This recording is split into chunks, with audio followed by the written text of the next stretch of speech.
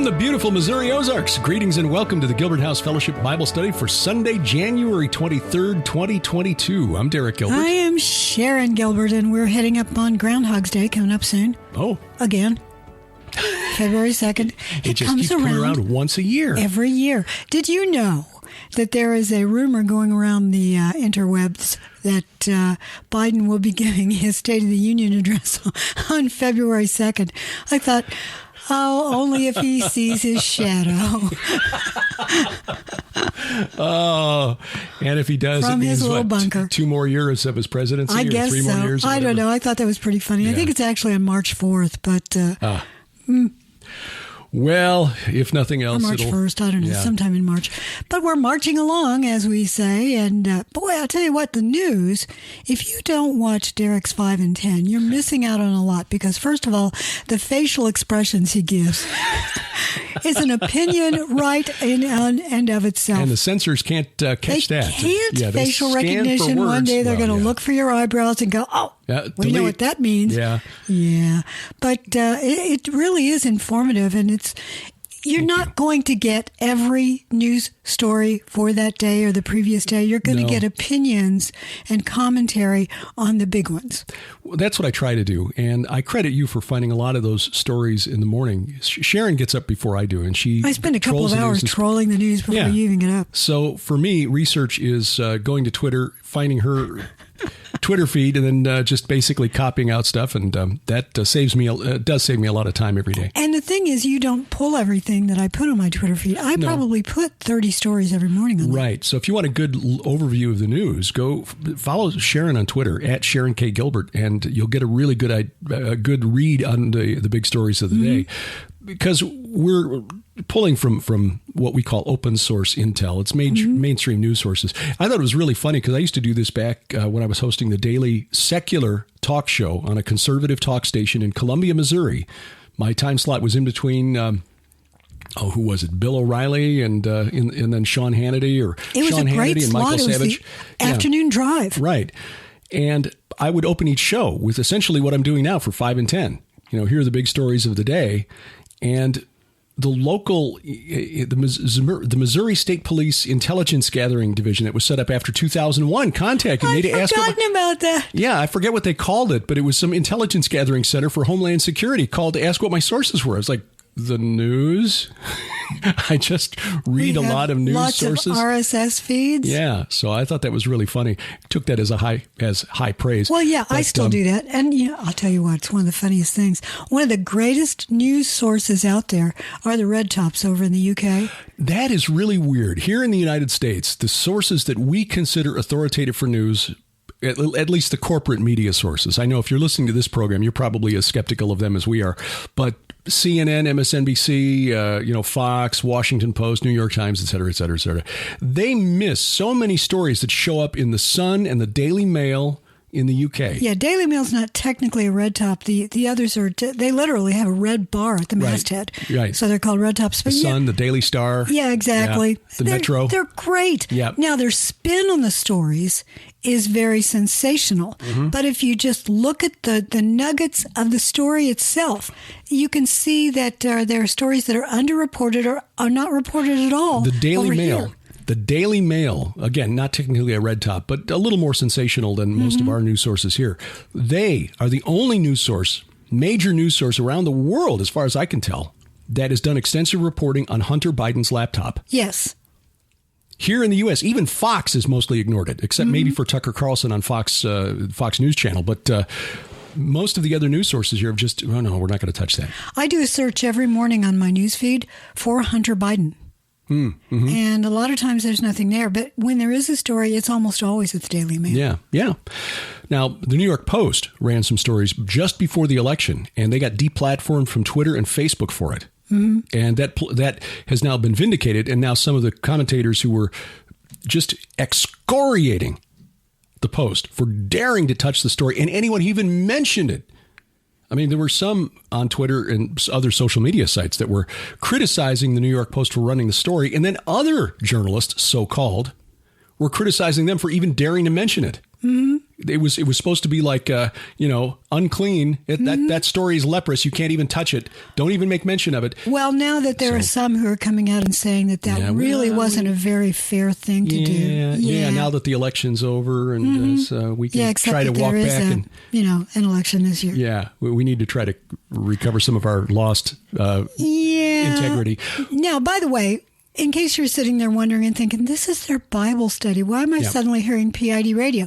Hey, we haven't done a PID radio in a long time. Yeah. You can tell that we're just itching to do one. But today we're going to find out that there is a deceitful act in Joshua 9 that derives from the news of the day.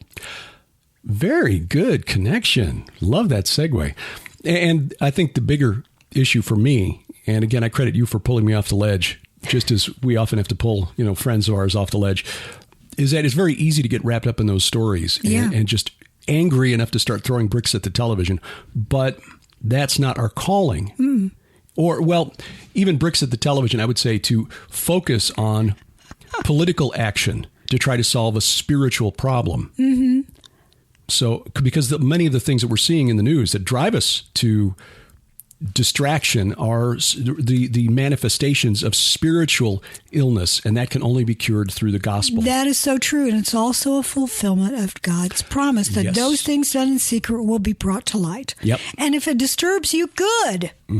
But it doesn't mean that you panic. It doesn't mean that you suddenly sell everything you have and go up on a hilltop and wait for the Lord to take care of the world. He's doing that. Right. But he is, in the meantime, hardening the hearts of those who will never love him, never serve him. And he's doing it in a way that we see in Joshua this morning. Absolutely. Well, let's open with a word of prayer. Let's dive in and see how this relates to today. Father, thank you for bringing us together over your word. And we pray for a right spirit, not just to understand your word to the best of our ability, but in dealing with those around us who are reacting to the news as they see it. And many of them may not seek out the sources of news that we have sought. And so from their perspective, based on what they know, they are acting in a rational way. So Lord, help us to share the hope that we have with gentleness and respect, that we may give them no cause to condemn you through our actions and through our anger. I ask this for myself, Lord, as one who often finds myself frustrated at the evil in the world around us. But Lord, you've seen this from the beginning, and we see in your word that there are those who are calling on you from beneath the altar. How long, O Lord? We know that you are long-suffering and patient, but a day is coming when your justice will be made manifest on this earth. So until that day, Father, fill us with the Spirit to proclaim the truth of your gospel while we yet have daylight in which to work. Help us this day, Lord, to understand your word to the best of our ability, adding nothing to it and taking nothing from it other than what your Spirit would have us learn. And we ask this in Jesus' name. Amen. Amen. It's a lot of interesting stuff here. So some good lessons and some good history, too. I love history. Dug a lot of stuff out on this section of Joshua. I saw your little shovel over there digging away. I shovel well. Joshua chapter 9. As soon as all the kings who were beyond the Jordan in the hill country and in the lowland all along the coast of the great sea toward Lebanon, the Hittites, the Amorites, the Canaanites, the Perizzites, who, as we've discussed, is just a transliteration from the original into Egyptian and back to Hebrew. That's actually the Philistines. And the Hivites, just a Hebrew transliteration of the Ahiyawa, who were the Achaean Greeks of Homer's Iliad and Odyssey. A lot of these are Greeks. Yes, so the Hivites are just Mycenaean Greeks. In fact, just to back up, in the Septuagint, and I've gotten a couple of questions from people asking me how they can get a free version or an inexpensive version of the Septuagint. I just read it for free at BibleHub.com. BibleHub.com. Yeah, you can pull up all kinds of translations at Bible Hub. Many of the other places like Blue Letter will allow it too, but Bible Hub has more. Yeah. They have the Septuagint at Blue Letter, but it's in Greek. Yeah. So if you want to read the original the Greek translation, that's great. But this one begins, and when the kings of the Amorites on the other side of the Jordan. Okay. So it's beginning, and it also lists Amorites later on. So what it's saying is, it seems to me, is I'm saying all of these are Amorites. Yeah, that's yes. Canaanite is never used except in the Bible. The Bible is the only place where the term Canaanite is used as an ethnicity. Well, it's used as a definer of place. A definer of place is what it actually is. Mm-hmm. But in the Bible, you see people referred to as Canaanites. Well, okay, that's like saying Chicagoan or St. Louisan or New Yorker. American. Yeah, it's not an ethnicity. And we tend to think of it as such, and it really isn't. But Amorite was, and the Canaanites were just Amorites who lived in Canaan. Yeah, so like I said, Septuagint essentially says all of the following are Amorites. Mm-hmm.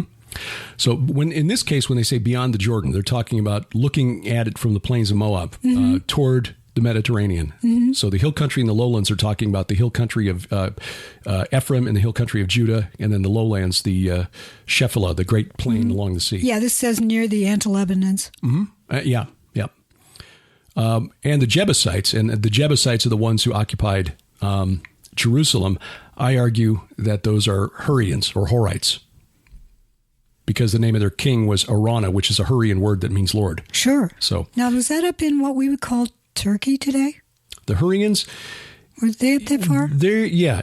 The Hurrians occupied like the northern part of Mesopotamia, basically the Kurdish areas today, right, of northern Iraq and northern Syria. Yeah, well, except that Turkey doesn't say that it belongs to the Kurds. True. I don't think they give a whole lot of... The Kurds really got rooked after World War I. Didn't they, though? Yeah. Well, long story. We love history. Yep. But anyway. Anyway, verse 3 now, verse 2. When they heard of this, they gathered together as one to fight against Joshua and Israel. But when the inhabitants of Gibeon heard what Joshua had done to Jericho and to Ai, they, on their part, acted with cunning and went and made ready provisions and took worn-out sacks for their donkeys and wineskins, worn out and torn and mended, with worn-out patched sandals on their feet and worn-out clothes. Now, bear in mind, Gibeon was only about 5 miles from Ai. Exactly. Yeah. So, these people would have been known to Joshua. Should have been known to Joshua. Yeah. Well, and here's the thing. Bookmark all of this as we go to chapter 10. So, anyway. Yeah. And all their provisions were dry and crumbly.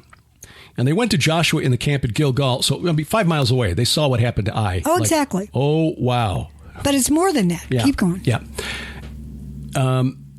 Went to Joshua at the camp at Gilgal and said to him and to the men of Israel, "We have come from a distant country, so now make a covenant with us." But the men of Israel said to the Hivites, "Perhaps you live among us. Then how can we make a covenant with you?" They said to Joshua, "We are your servants." And Joshua said to them, "Who are you, and where do you come from?" They said to him, "From a very distant country your servants have come, because of the name of Yahweh your God.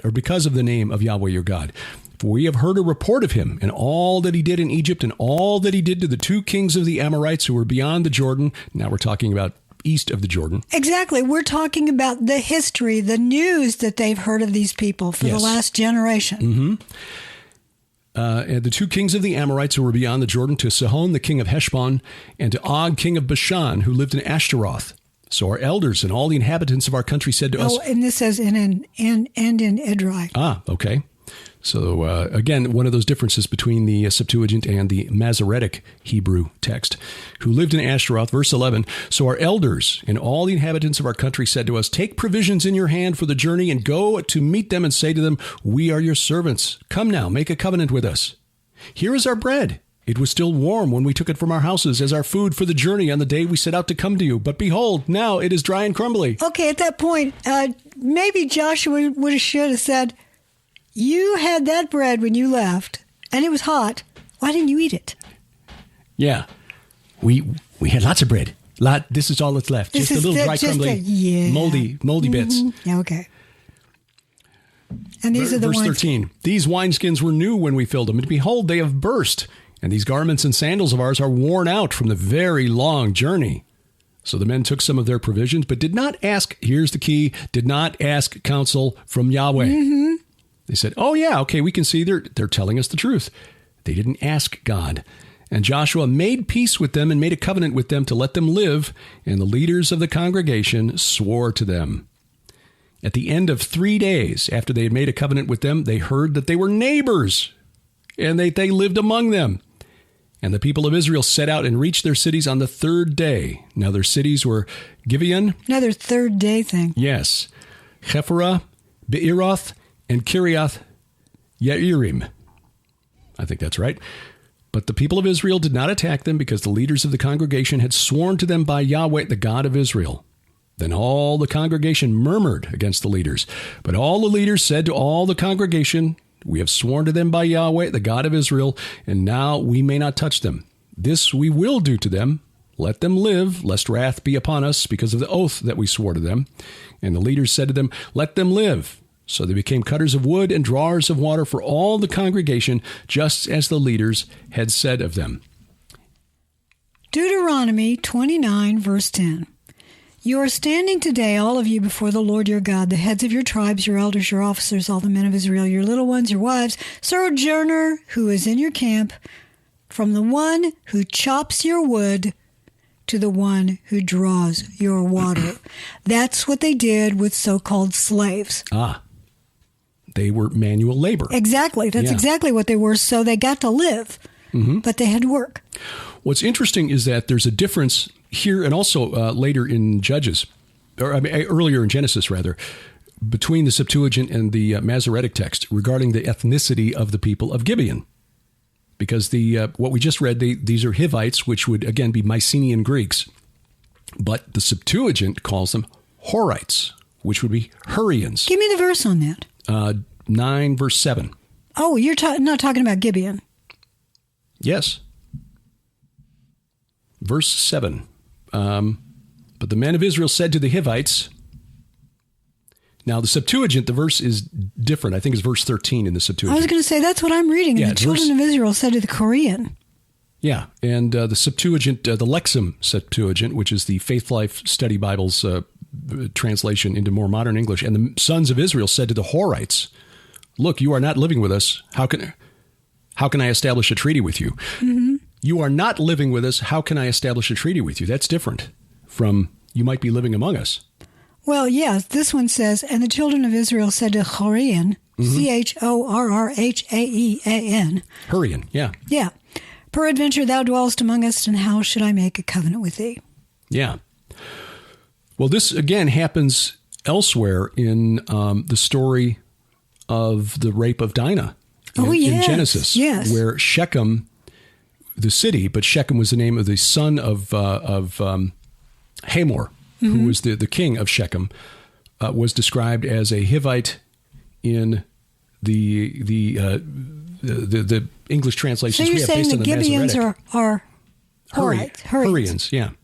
By the way, in case you're thinking these people are just, cowards, they're not described as cowards. They're described as cunning and clever, but we also find out in chapter 10 that they are mighty men.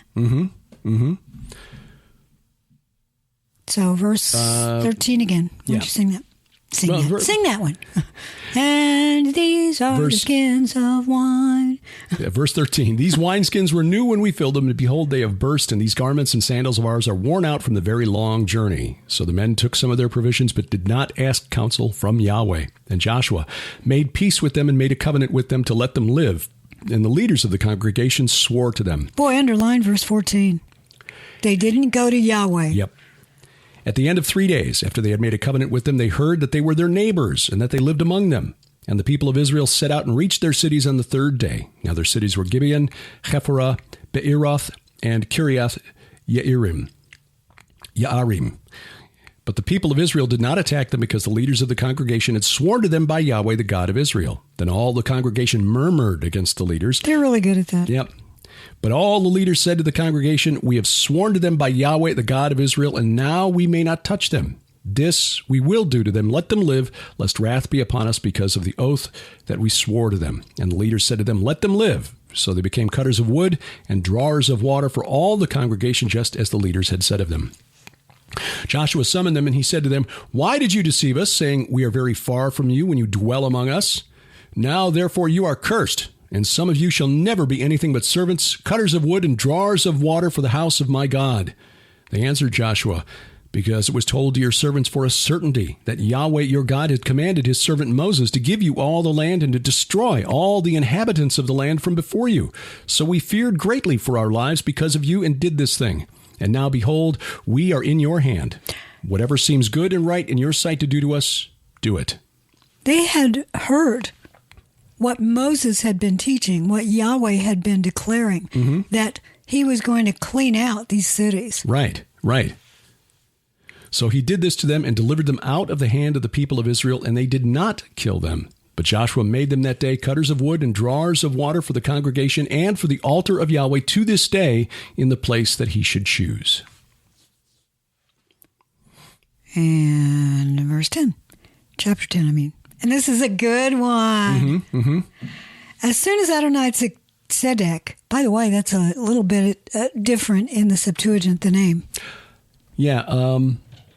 Yeah, it says Adoni-Bezek. Yeah. But Adoni-Zedek means my Lord is righteous. What does Bezek mean? I don't know.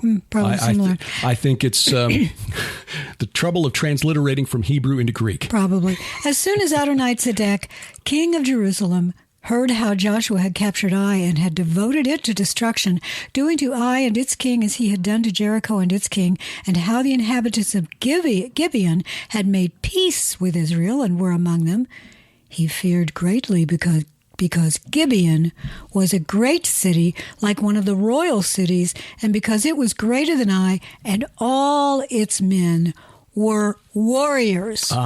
And the other thing, and that's really interesting too, that these warrior men decided that they had to make peace. But here's the thing.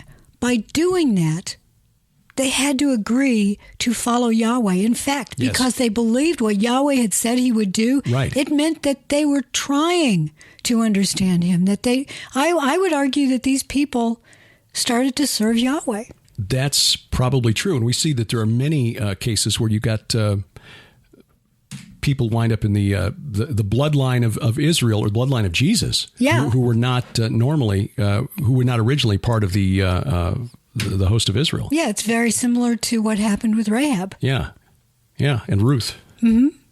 Gibeon was an important location. It was strategically located at a sort of a crossroads between north and south. So the Amorite kings who are from the south, this coalition that Adoni-Zedek puts together, realized that they would be cut off from northern Canaan if they allowed this to stand, and that would cut them off from any help that might come from Hatzor, which was the biggest kingdom in Canaan. Hatzor is north and west of the Sea of Galilee. So we're talking. I'll see if I can find a map that illustrates all of this. But from a strategic standpoint, you can see what the Amorite kings, led by the king of Jerusalem, were trying to do here.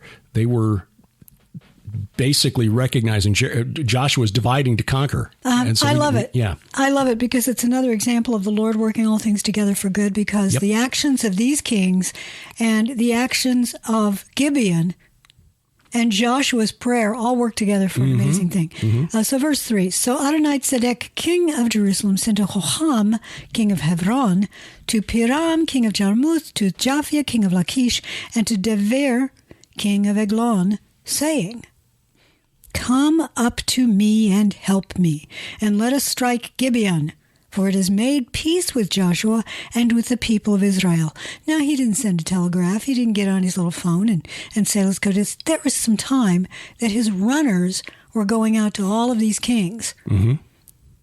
I would argue that Joshua knew about this. If you're smart, you've got spies watching the runner routes. Right. The messenger routes. Yeah.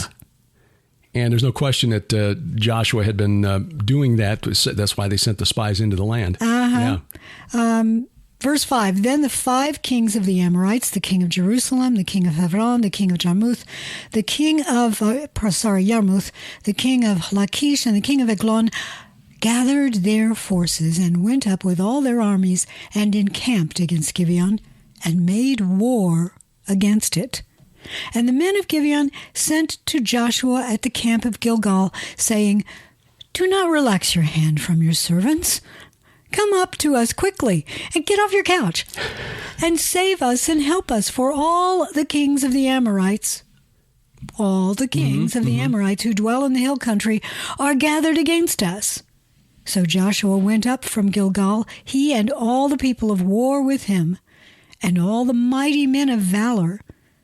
And Yahweh said to Joshua, do not fear them, for I have given them into your hands. Not a man of them shall stand before you. So Joshua came up upon them suddenly, and having marched up all night from Gilgal, and Yahweh threw them into a panic before Israel, who struck them with a great blow at Gibeon, and chased them by the way of the ascent of Beth Horon, and struck them as far as Azekah and Makkedah.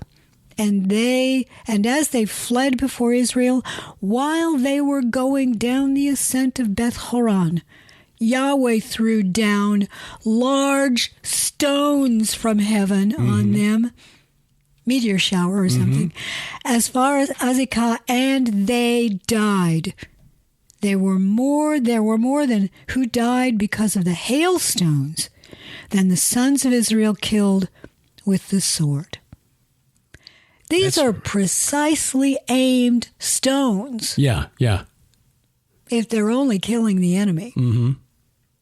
Think about that. Yeah. Picture an angel guiding each of those stones coming down. Pretty remarkable. Just hurling those things. I love that. Verse 12. At that time Joshua spoke to Yahweh in the day when Yahweh gave the Amorites over to the sons of Israel, and he said, in the sight of Israel, sun, commanding one of the so-called gods of the Amorites, sun, stand still at Gibeon, and moon, another god of the Amorites, in the valley of Aijalon. And the sun stood still, and the moon stopped until the nation took vengeance on their enemies. Now, remember, as we discussed with the conquest of Jericho, that the city was named for the moon god, Yarik. In fact, in this part of Israel today, to this day, there's a city called Beth Shemesh, which is a temple of the sun god. So, this was a big deal. But the moon god was much more important to the Amorites than the sun god. So if the sun stood still, it kept the moon out of the sky for a full day. Yes, exactly. Good luck with that, son. Oh, yeah, but Yeah. Pretty remarkable. It is amazing. Because there's more going on here in the spirit realm than is obvious to us. We're looking, maybe the rotation of the earth was, fine. Okay, God was able to use natural processes to achieve his supernatural end. Chuck Missler had a theory on this. Yeah. Remember that? He argued that it was a near pass of Mars, if I remember right. And he said it may have even accounted for the hailstones, I think. Yeah, I'm going to have to look that up. And if I can find that article at the Koinonia House website, I will link to it in the study notes here. I'd forgotten about that. Near pass of Mars. He also suggested that it was the long night of Sennacherib. When the soldiers during Hezekiah. When the sundial turned back? Yeah. Huh. Well, maybe I'm mixing that up with this particular event. I'll look that up because I'm sure Chuck had something to say about the battle. I'm sure he did. By the way, there is a section of verse 13 which is not in the Septuagint, and I'm about to read it. Is this not written in the book of Jasher? The sun stopped in the midst of heaven and did not hurry to set for about a whole day. Yeah, you're right. There has been no day like it before or since, when Yahweh heeded the voice of a man. And Yahweh fought for Israel. I love that. Yahweh heeded the voice of a man, and he fought for Israel. Just one quick comment here, and I don't want to name any names or anything, but this is one of those prayers that was like a one-off. God had a specific purpose in mind, which is defeating these kings and clearing the land for Joshua and the Israelites. Yes, I know that there are many who say, well, we've been told that we can tell a mountain to move, and it will. Therefore, why can't I say, Lord, stop that sun? Yeah, sun, stand still. Yep. Yeah, the Lord has to... Again, he does work all things together for good, but he has a plan. And if your prayer doesn't fit into that plan, he's going to work around it. When the Lord says that we will say to mountains, move, and they do, I think that's a spiritual thing. Yeah, as we have learned by doing some reading, and I've not done a deep study into the book of Enoch, but I've read enough of it to realize that these angels in the book of Enoch are often referred to as mountains. Mm-hmm. And exactly. the ones being punished are burning mountains. Yeah. Well, the stones of fire from Ezekiel 28. Verse 15, so Joshua returned, and all Israel with him, to the camp at Gilgal. Again, these guys in Gibeon, they're mighty men. Mm-hmm. They're great warriors. It's a big city. It's a city of trade. It wasn't that they didn't have the firepower and the experience to go up against Joshua. I think they simply believed Yahweh was greater than their God. Yep, I agree. So verse 16, these 5 kings, it's always 5 kings. These 5 kings fled and hid themselves in the cave at Makkedah. This happened with Abraham. Kings fled, fell into a pit. Mm-hmm. Everybody's standing around. You know how men do when they're standing around looking a hole. That's a hole, all right. Yep. Well, there they are. 5 kings fled and hid themselves in the cave at Makkedah. And it was told to Joshua, the 5 kings have been found hidden in the cave at Makkedah. And Joshua said, well, roll large stones against the mouth of the cave and set men by it to guard them. But do not stay there yourselves. Pursue your enemies. Attack their rear guard. Do not let them enter their cities, for Yahweh your God has given them into your hand. When Joshua and the sons of Israel had finished striking them with a great blow until they were wiped out, and when the remnant that remained of them had entered into the fortified cities, then all the people returned safe to Joshua in the camp at Makkedah. Not a man moved his tongue against any of the people of Israel. Underline that. Mm-hmm. That's a miracle. Yeah. Everybody's content? Yeah, remember, we live in a country where 55% of the vote is considered a landslide. Mm-hmm. So finding this kind of cohesion amongst the people, yes. that's miraculous. Then Joshua said, open the mouth of the cave and bring those 5 kings out to me from the cave. And it's like a reality show. Mm-hmm. And they did so and brought those 5 kings out to him from the cave, the king of Jerusalem, the king of Hebron, the king of Yarmuth, the king of Lachish, and the king of Eglon. Oh, in the Septuagint it says the king of Adullam. Yes, I know. I saw that. Yeah, it's different, isn't it? Yeah. Mm-hmm. And when they brought those kings out to Joshua, Joshua summoned all the men of Israel and said to the chiefs of the men of war who had gone with him, come near, put your feet on the necks of these kings, which was a signal that they were to be killed. Mm-hmm. We see this in Egyptian art and in other art, that you'll have somebody who's got his neck on the foot on the neck of some prisoner. Right. Means I am killing you. I have defeated you. And Joshua, verse 25, and Joshua said to them, do not be afraid or dismayed. Be strong and courageous, for thus Yahweh will do to all your enemies against whom you fight. And afterward Joshua struck them and put them to death, and he hanged them on 5 trees. Now, why do you do that?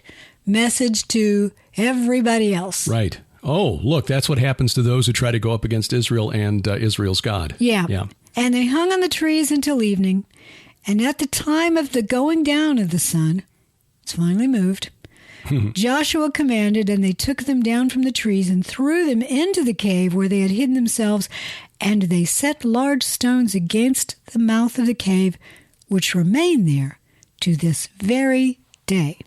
As for Makkedah, Joshua captured it on that day and struck it and its king with the edge of the sword. He devoted to destruction every person in it. He left none remaining. I think in the Septuagint it says, no living creatures. There was no one left behind in it, anyone escaping and fleeing. Oh, well, mine said living creatures. He left none remaining, and he did to the king of Makkedah just as he had done to the king of Jericho. Then Joshua and all Israel with him passed on from Makkedah to Libnah, and fought against Libnah. And Yahweh gave it also and its king into the hand of Israel, and he struck it with the edge of the sword, and every person in it. He left none remaining in it. And he did to its king as he had done to the king of Jericho. Then Joshua and all Israel with him passed on from Libnah to Lachish. All of these things that are taking place, by the way, they don't happen in a day.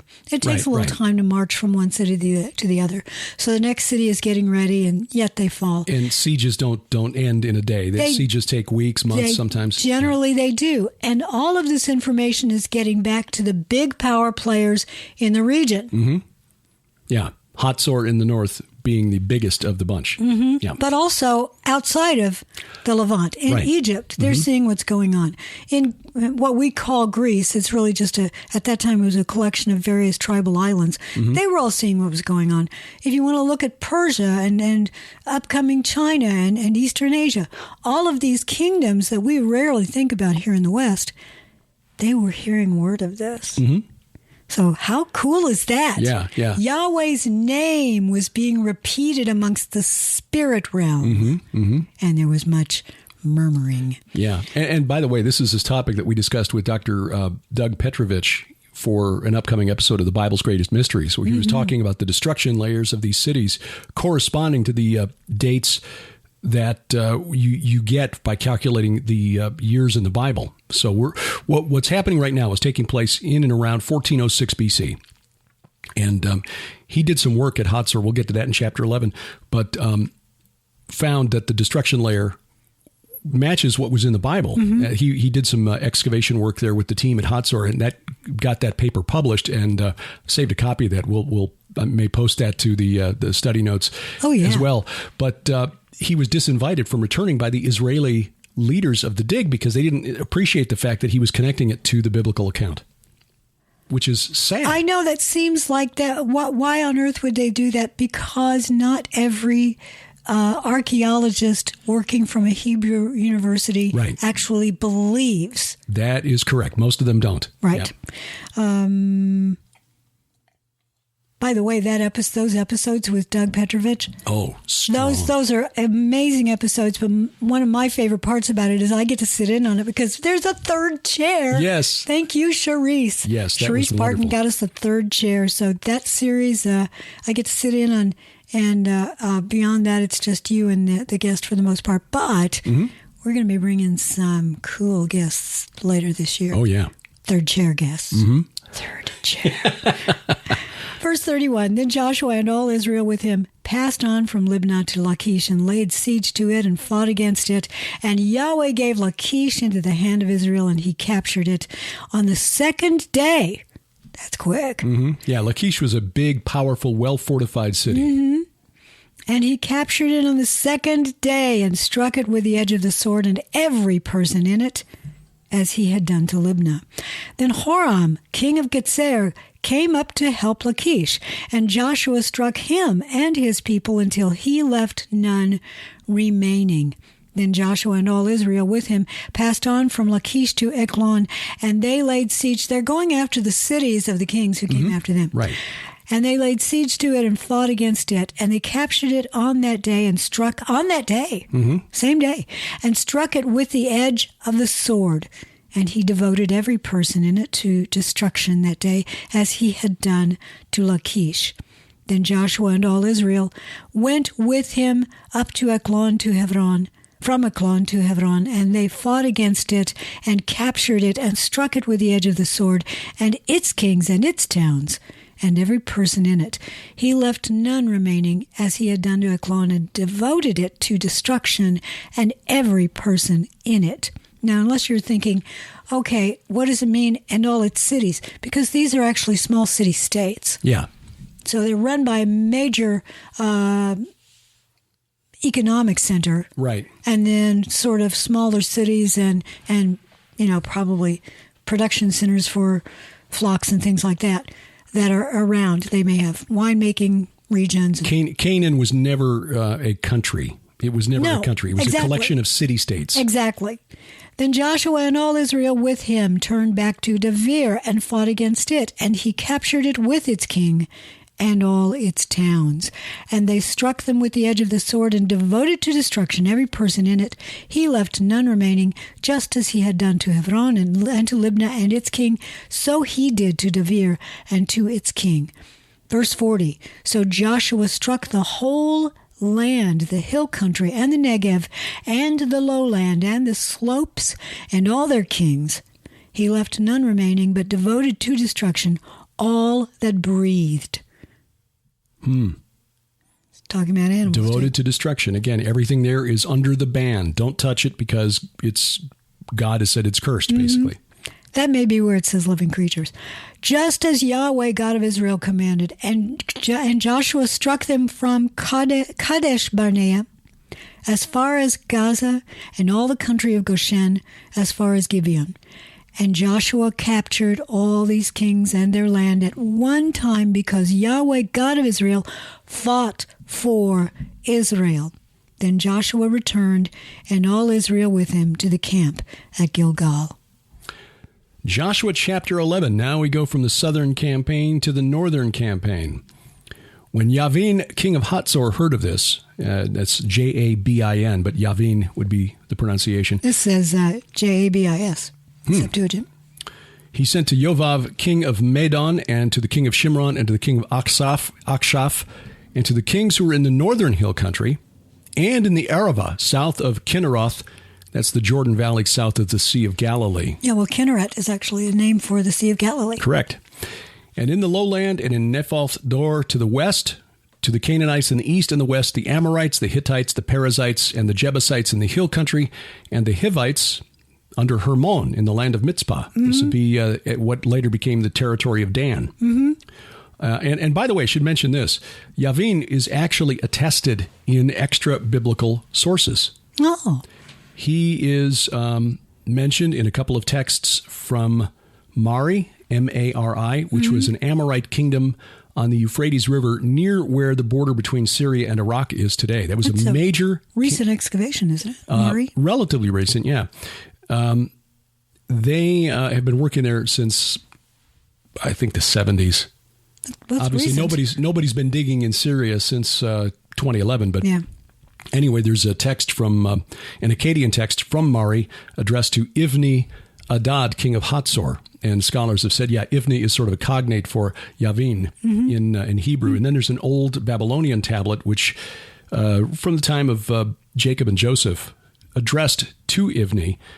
And there is a reference to him on a name list at Karnak from Ramses II, which mentions Yavin, which makes it appear that Yavin may be a dynastic name for the kings of Hatzor, because we see that Yavin, the king of Hatzor, here in the time of Joshua, 1406 BC, but we also see it later in the time of Deborah and Barak in Judges. There's a king named Yavin. So again, but he's known from those texts, and that text from Mari mentions a number of kings, and the only two on that list, or rulers I should say, but the only two are given the title of king are Yavin, the king of Hatzor, or Ivni Adud, and Hammurabi the Great. Yes, interesting. Which gives you an idea of how important Hatzor was at the time, that he was counted as a colleague of equal status with Hammurabi the Great. Right. You know, we see these names, and even if we do believe they all existed, they're just names to us. They really have very little meaning. It's one reason that I encourage you, if you can afford it, when we finally do go back to Israel, and we've moved that tour to March or April. March of 2023. March of 2023. And we're doing that to try to help all those who have, reasons why you just as soon not fly, even if the rules change, to allow you no longer to have to isolate. The rules are changing day by day by day. I mean, seriously, the rules have changed so much in Great Britain, for example. Yeah. But also they're changing in Israel. So we've moved it just to make sure that there's plenty of time for you to make the decision. But I would encourage you, if you can go. Yes. Even if you don't go with us, go some way, because it is incredible. Once you stand in the land and you realize Israel's not that big. Yes. It's a lot smaller than we think it is. And when Israelis come over here for the first time, like when Avi Lipkin brought his grandson, Aaron's son, Eviatar, And Eviatar was just, they drove from Oklahoma City to here, our spot in the Ozarks, took them 4.5 hours. And Eviatar was just goggle-eyed. He said, in Israel, that takes us from Tel Aviv down to the Negev, down to Eilat. You can go from the north of the country to the very southern tip in 4.5 hours. And here in the United States, he said, I'm looking at your map, and we've only gone this far. And he held his fingers about an inch apart. Mm-hmm. He said, yeah, that's how big this country is. It's gigantic. Yeah. But you also get a sense of how varied the land is, but also how beautiful it is now. It gives you a clue of what it may have been like many, many, many, generations ago before drought and things like that. There are some theories, and this is Bunny Trail, sorry, Bunny just hopped by, that there are some theories that the Earth's tilt may have changed at some point. Yes. Therefore, the horse latitudes moved. Mm-hmm.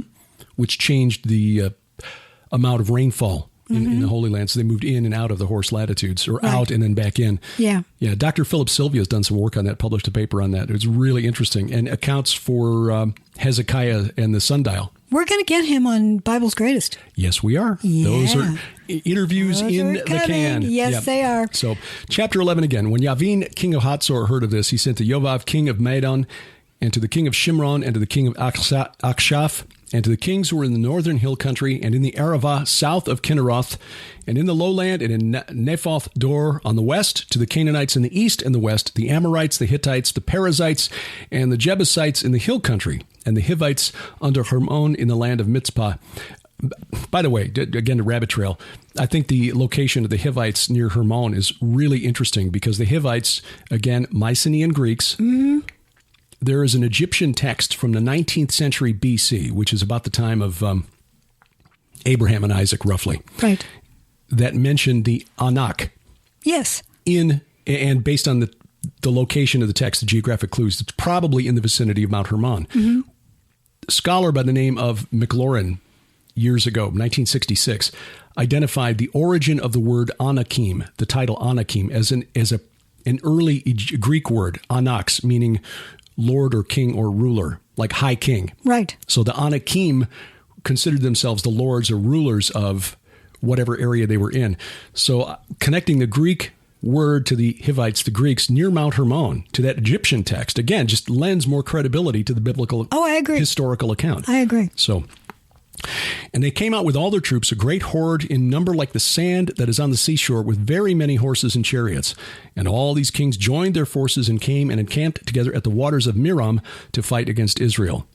And Yahweh. Where are the waters of Merom? That is identified as Lake Hula, which is mostly been drained. It is. It's just called the Hula Valley now. Right. Yeah, the marsh. Mm-hmm. It's kind of a wetland, but there used to be a lake there between the Sea of Galilee and Mount Hermon. Mm-hmm. So, and that's a significant place because that is the location of some of the activity in the Baal cycle. Yeah. The texts written by the Canaanites or Ugaritic religious scholars. The big valley that we see as we're driving around this ring of mountains? Yes. Yeah, that's what I thought. Mm-hmm. And Yahweh said to Joshua, "Do not be afraid of them, for tomorrow at this time I will give over all of them slain to Israel." That's that area where Baal, in the Baal cycle, is reported to have had congress with a cow before he was swallowed up by the god of death, Mot. Mm-hmm. Yeah. So that is an area that is part of that great necropolis north of the Sea of Galilee, and why there's so many dolmen fields in that area. Yes. So, yeah, wow. And one reason why Jesus preached up there. Yeah, and this is why God brought Joshua and his forces here to fight these guys. Joshua and all his warriors came suddenly upon... Oh, let me back up. Verse 6 again. And Yahweh said to Joshua, "Do not be afraid of them." Joshua, whose name means salvation. Mm-hmm. "For tomorrow at this time I will give over all of them slain to Israel. You shall hamstring their horses and burn their chariots with fire." Now, why would they do that? It's called huffing the horses, which is also another way to say hamstring, but essentially means they can't be war horses anymore. Right. They can walk, but they're not going to run. Yeah, they can actually pull a plow or whatever, and they can carry loads, but no, not going to run. And Yahweh said to Joshua, "Do not be afraid of them, for tomorrow at this time I will give over all of them slain to Israel. You shall hamstring their horses and burn their chariots with fire." So Joshua and all his warriors came suddenly against them by the waters of Merom and fell upon them. And Yahweh gave them into the hand of Israel, who struck them and chased them as far as Great Sidon. That's Sidon on the Lebanese coast of the Mediterranean. I thought you pronounced it in the French way there for a second. Sidon. Sidon. I'll say it like a Chicagoan. Great Sidon. And Mizrapoth Maim, which is... It says Mazeron. Maseron. I'll find maps and put maps in the notes so that maps these names help a lot. Yeah, it really does. Bear in mind that this is essentially in that region. All up in the north of the Sea of Galilee. And eastward as far as the valley of Mizpeh. And they struck them, and he left none remaining. The valley of Mizpeh would probably be the area just below Mount Hermon, where Dan was located later. And Joshua did to them just as Yahweh said to him. He hamstrung their horses and burned their chariots with fire. And Joshua turned back at that time. By the way, it also kept Israel from depending upon those chariots and those chariot horses. Right. Good point. Depending on God for their salvation and not on their own weaponry. Turned back at that time and captured Hatzor and struck its king with the sword, for Hatzor formerly was the head of all those kingdoms. Again, that's consistent with what we see in the biblical record. Hatzor put on equal status with Babylon of Hammurabi. And they struck with the sword all who were in it, devoting them to destruction. Again, that's Cherem.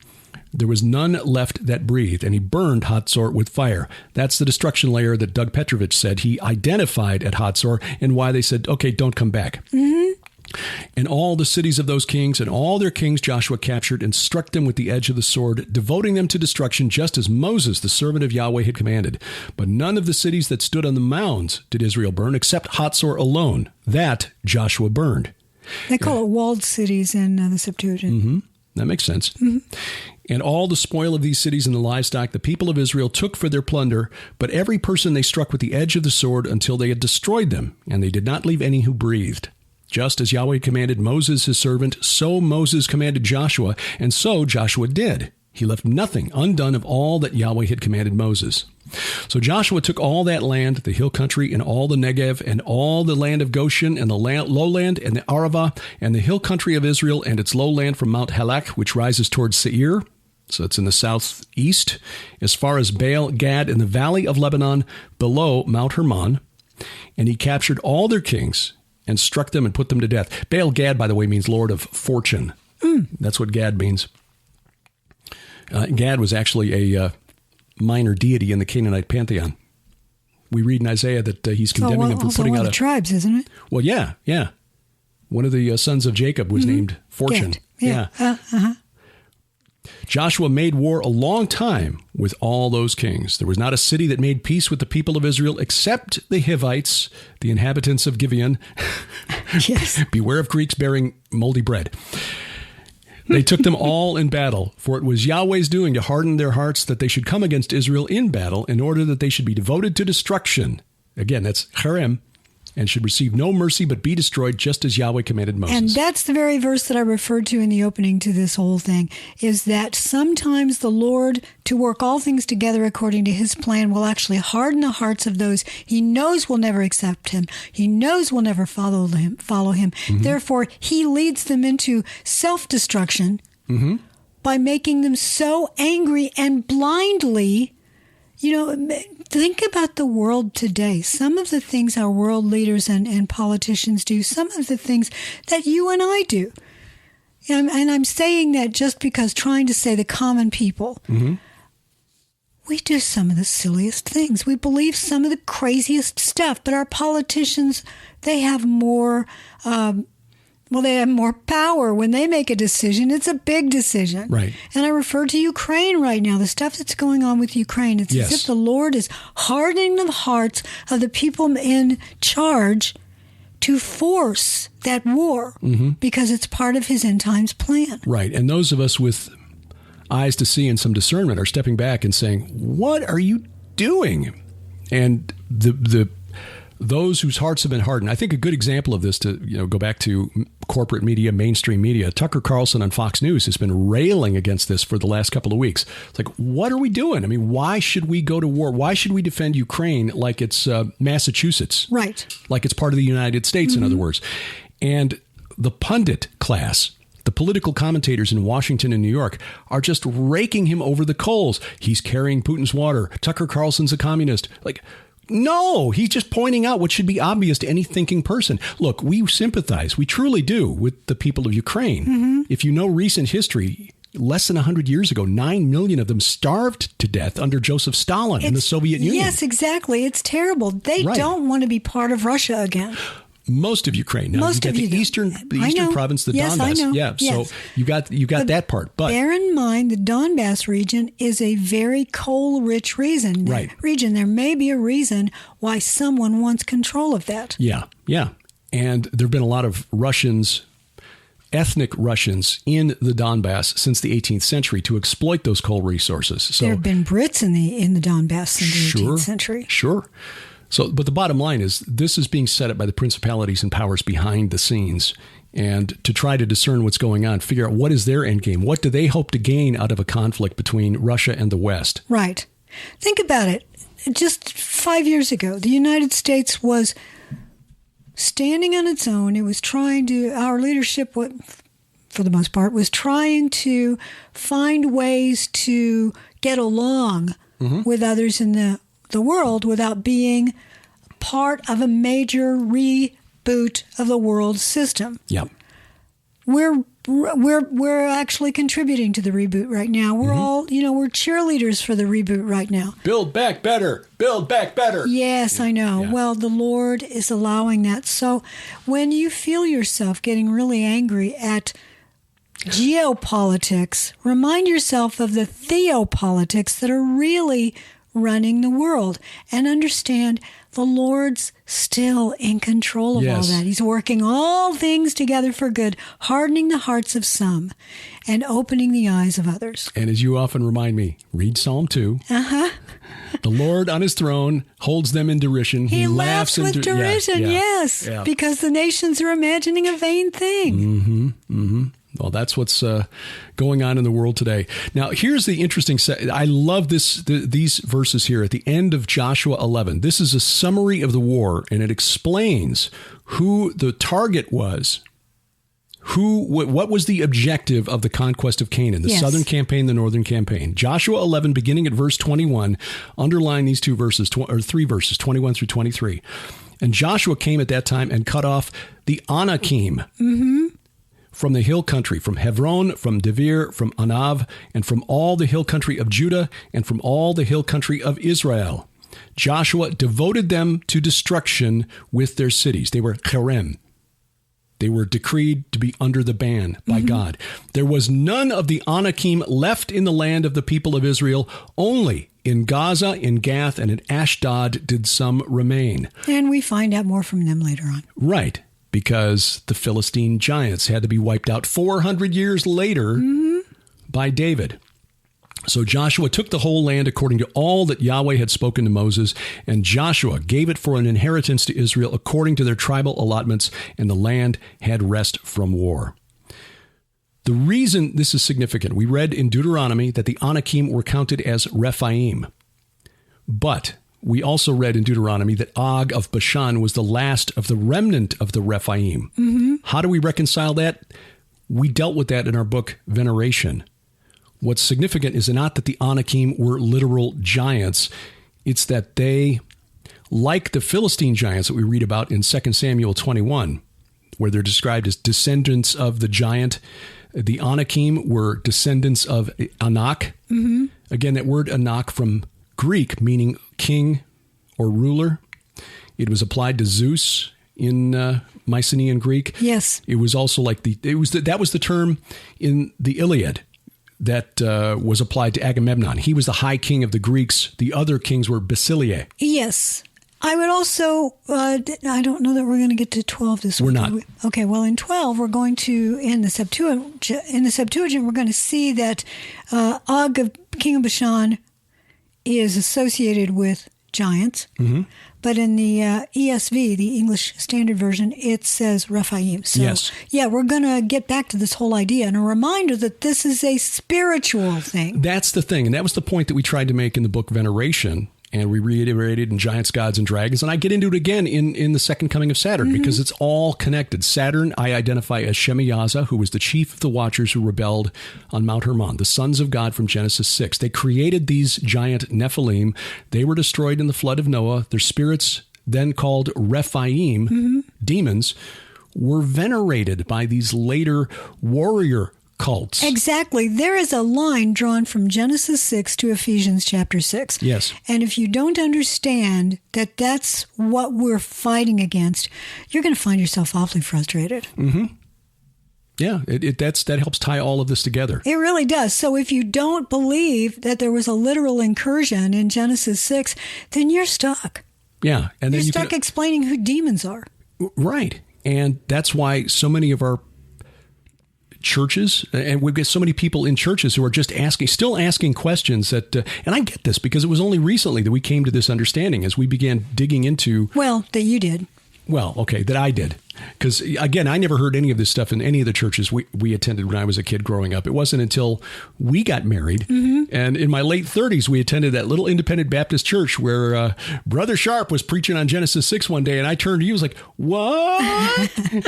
And you're like, yeah, bless your pointy little head. So that led to all of this study over the last, well, it's almost 20 years now, but especially the last 5 as we've researched our books and realized, hey, the neighboring Canaanites, they worshiped these guys. There was a temple of the Rephaim at ancient Ugarit in northern Syria. They venerated this council of the Titans, council of the Ditanu in the underworld. Their kings wanted to aspire to be.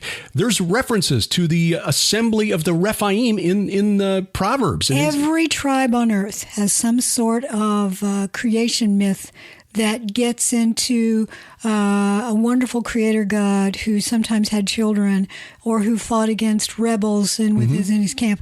There's always a spiritual dichotomy set up. Good and bad. Yep. Well, the fake news version of that is that the so-called good ones are also bad ones. Yes, right. And that just created these stories to explain the current state of affairs. Oh, yeah, those old gods, they're in the other world because the Olympians rebelled. They're playing roles, many of them. They are.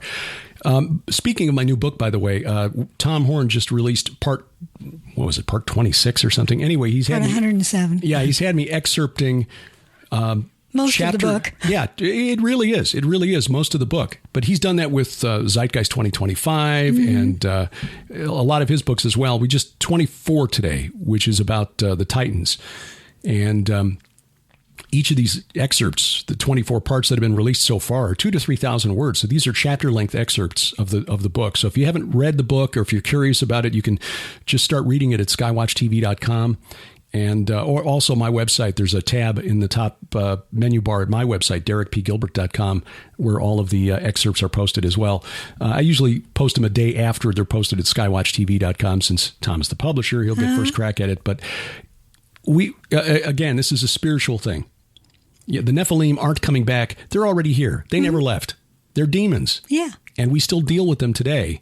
They just have a role to play in the end times that... again, if you don't have that Genesis 6 worldview, you don't understand what Ezekiel's talking about in Ezekiel 39 when he mentions the travelers and why are they at this battle of Gog, the war of Gog and Magog. So, and by the way, the demons want their daddies out of prison. Yeah. And they're getting out, but only for 5 months. Yeah. So, yeah, a lot of stuff that... suddenly starts fitting into place when you get that Genesis 6 paradigm and the Deuteronomy 32 paradigm that God divided the nations and numbered them according to the number of sons of God, basically placed these angels over the nations, and they decided, hey, this worship stuff is pretty cool. Let's tell them we're their gods.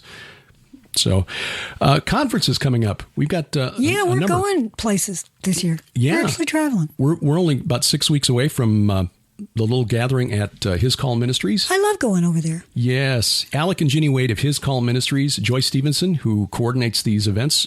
In fact, our colleagues from Skywatch TV, Allie Henson and Donna Howell, will be featured the first weekend in February. Oh. This is at... they're going to have so much fun. This is their first time there. Right. Last year, we were there for their Warrior Women Weekend. Yep. Go hungry. So, really great well food.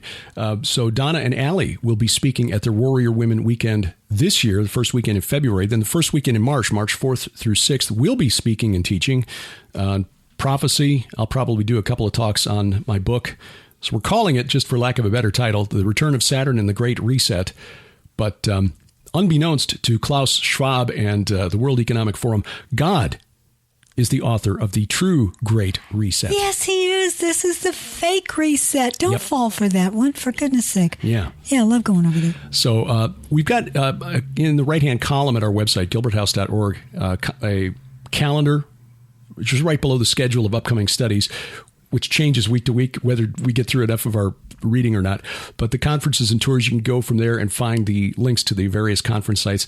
2 weeks after that, March 17th through 20th, we'll be in Dallas with Hear the Watchman for their Eyes to See conference.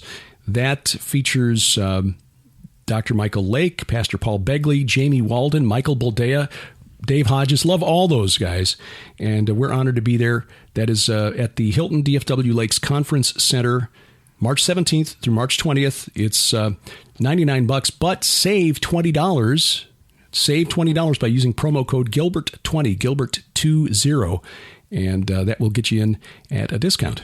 And then in May, Prophecy Watchers having a conference again. Wow, Colorado Springs again. Yes, they're calling this one the Homeward Bound Prophecy Conference.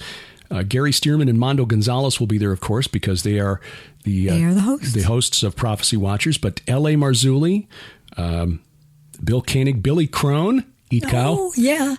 Dr. Ken Johnson, Ryan Pitterson, author of the Judgment of the Nephilim and The Last Nephilim. Yes, very intelligent young man. Yes. Like him a lot. Well, I mean, he's got a JD from Columbia. So, I know. Yeah, pretty smart. Dr. Tommy Ice, Dr. Randall Price. We can talk some archaeology. Bill Salas will be there. Brandon Holthouse. He's a first-time speaker there, but he's a pastor out in California. And I saw his YouTube channel for his church. He was preaching one Sunday morning on Genesis 6 and talking about the Apkallu and the Watchers. Like, whoa! A Californian? Yeah. I thought L.A. Marzulli was the only, well, I guess Mike Kerr is from California, so is Jeannie, but they don't live there anymore. Well, no, and then there's... the young, that gentleman who preaches at the church you went to with... Yes. Oh, gosh. But anyway, yeah, California still has some good people in it, and God bless them. Yeah. So, thank you for staying there and preaching the word. Brent Miller Sr. and Jr., Doug Woodward will be there, which is great. Lieutenant Colonel Bob McGinnis. And if you are interested in the Septuagint, go there and talk to Doug. Yes. He's the expert. And Josh Peck. Josh Peck will be there as well. So that will be May 19th through 22nd, prophecywatchers.com. And a couple more, but we'll reveal information about those as we settle, as we get closer to the dates, rather. Skywatch TV Israel Tour, March 19th through 30th of 2023. And we're still planning on going to Turkey this October. Sending out a note today to a couple folks just to say, hey, can we confirm the dates? Because we think we know the dates in October, but we want to confirm. We may have a special guest going with us that we just need to confirm that it fits his schedule. He thinks it does, but I just need to nudge him, hey, we're starting to produce shows for March already on the TV, so we need to know so we can, start give us promoting. Right. So anyway, keep your eyes here because we'll announce it here and on our social media sites. We are determined to go to Turkey, so I'm praying it works out this year, but the Lord knows. Also, if you have been following us, you've known that Derek and I have lost a lot of weight over the years and we kept it off. I have now a Facebook page called Health Warrior Journal. It's at Health Warrior Journal. And I've been posting there. Sometimes, I'll post a couple of days, 3 days in a row. But starting last week, I posted a video. Tomorrow will be another video. And these are encouragement videos to let you know how I did it. So it took me 6 to 8 weeks to start to retrain my cravings. I'm trying to tell you how I did it. Yeah. Many of you have asked me, how did you do it? Well, this is me telling you how I did it. And instead of giving you all of the information at one time, I'm telling you week by week, this is what I did week by week. Just little bits here and there, because it's really not that complicated. It's small changes, and it's over time. So if you do these changes over time, you may not be able to do them as quickly as I did. It may take you 12 weeks or 15 weeks or whatever. But it worked for me, and trust me, I had tried for 20 years to lose weight, and suddenly it went off. And I can tell you from having watched and also participated, because it just didn't feel right for me to keep eating the way I was eating if you weren't eating that way anymore. that it's a lot easier to follow than you think. Once you get past the initial cravings for the carbohydrates and the sugar. Simple carbohydrates. Simple carbs. Yeah. I eat complex carbs. Yeah. There's a big difference. Mm-hmm. But it's very timely because I was speaking to Hear the Watchman's Zoom fellowship last week, one of their Zoom fellowships. And, pray for Mike and Jeannie. Mike is just dealing with a bug that's got him just really kind of sapping his energy. But anyway, one of the questions in the question and answer session that followed my my talk was, hey, has Sharon written a book or done any videos explaining? Because we've been watching her transformation over the last few years on Skywatch TV, and that would really be helpful to a lot of us. Because as we're looking around over what's happened in the world the last 2 years, we realize we can't depend on, and we shouldn't depend on trying to fix things after we break them. No. You really are what you eat. And you need to do it. It's not I'm going to go on this for this period of time, then I'll go back to the way I'm eating now. No. It's the rest of your life. Yeah. If you want to live a nice life where you're healthy and you're happy, then do this every day. And you can do it without starving. You can do it without just strange diets that leave you without certain nutrients that you need.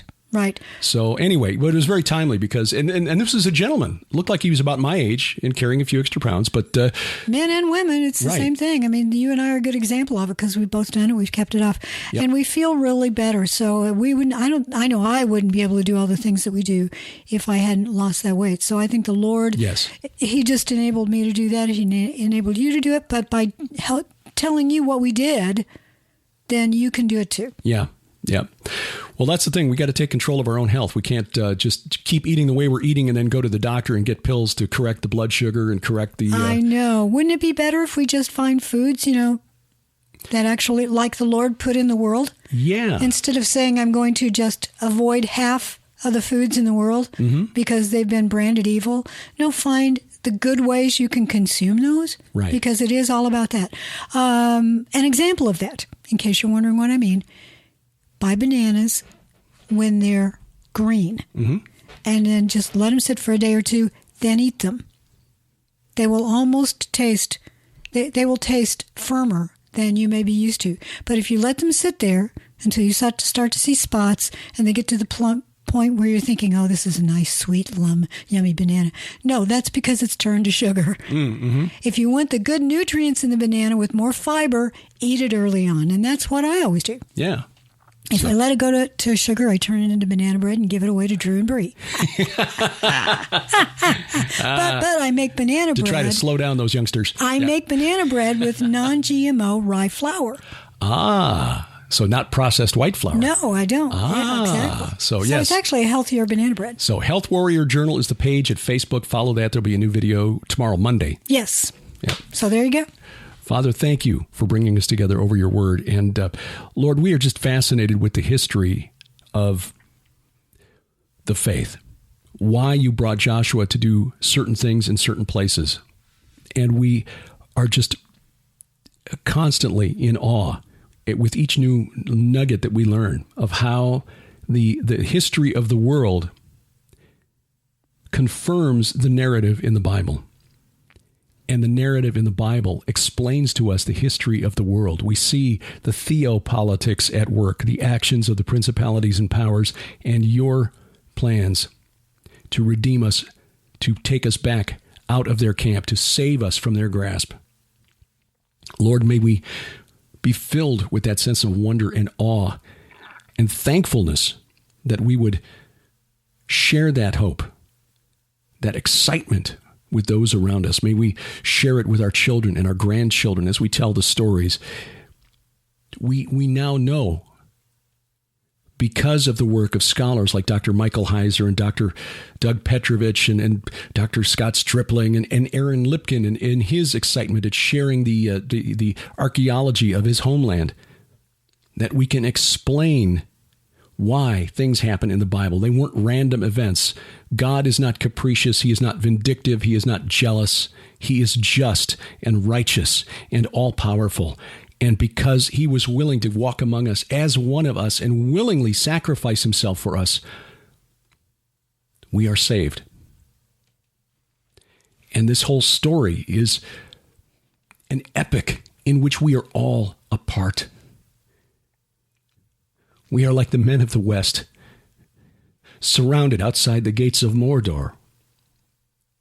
But you are just about to come over the hill at the head of that heavenly army and put things right. So while we have time, Father, may we stand our ground and do so with gentleness and respect. Those around us who have not accepted you may only know of you through our actions. May we be a light, reflecting your light to the world around us, Father. We ask this in Jesus' name. Amen. Amen. Until next time, I'm Derek Gilbert. I'm Sharon Gilbert. Bye-bye, everybody. Thank you for joining us. We post a new Bible study each Sunday morning. Subscribe to the podcast and explore the archives online at gilberthouse.org.